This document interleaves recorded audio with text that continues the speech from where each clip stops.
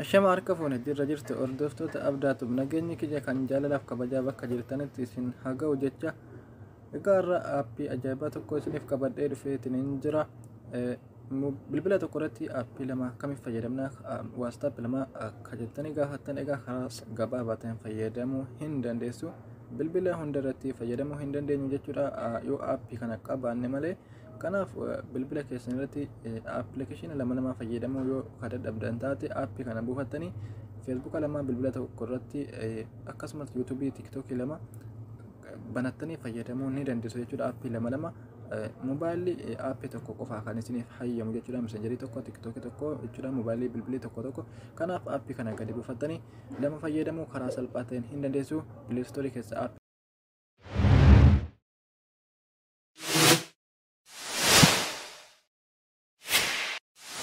Play Store keessan seentu jechuudha.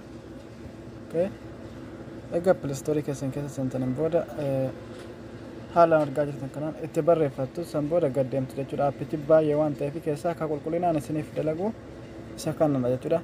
Pro raa'oo kan ofirraa qabu jechuudha. Kanatti taane jira bakka barbaadetti isiniif fidu kanaan wal fakkaata waan ta'eef kun live bakka waan jettu ofirraa qaba sirra. Kunuma Pro waan jedhu ofirraa qaba jechuudha. Paafiraa bakka xiyyaa kana filattu jechuudha. Akkuma argitan ani install godheen jira waan ta'eef open godheen seena jechuudha. Okay, egaa ala kanaan keessa seenne booda aappiin ala kanaan nu seensa jechuudha. Akkuma argitan kanatti jalqaba yoo gadi buufattanii start bakka jiru start yookaan next yookaan hello bakka jiru isin gaafata sanarra tuttanii appilikeeshiniitti isin baasa jechuudha. Appilikeeshiniitti gadi isin baasa jechuudha. Atuun mallattoo ida'u kana isin hin fidini aappii irratti isin baasa waan ta'eef aappii gam ammas fiduu barbaadan sanarratti raayitii gootu jechuudha. Fakkeenyaaf aappii tokko filadha.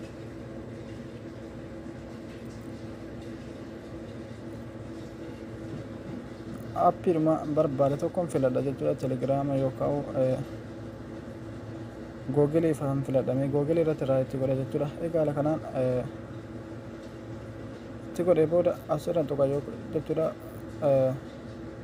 Barreeffama kana halluu yookaan next waan jedhu isinii fida yookaan ala kana isinii fida kanuma xottu egaa raayitii itti godhattaniin booda ala kanaan akkuma argitan Googleen asnaaf darbee jira jechuudha. Googleen kun asnaaf darbee jira.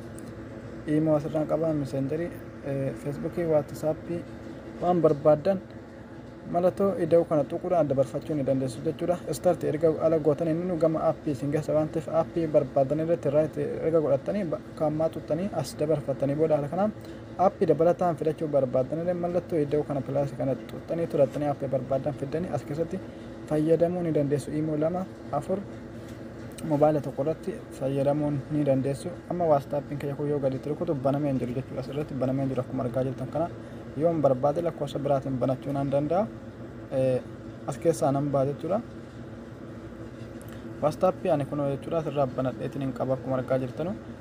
Egaa as keessatti immoo wanni akka keessa jiru guutuun hin banamne jechuudha. Maaliif yoo barbaade irratti hin banachuu danda'a jechuudha. Aappii keessa yoo seenu haala kanaa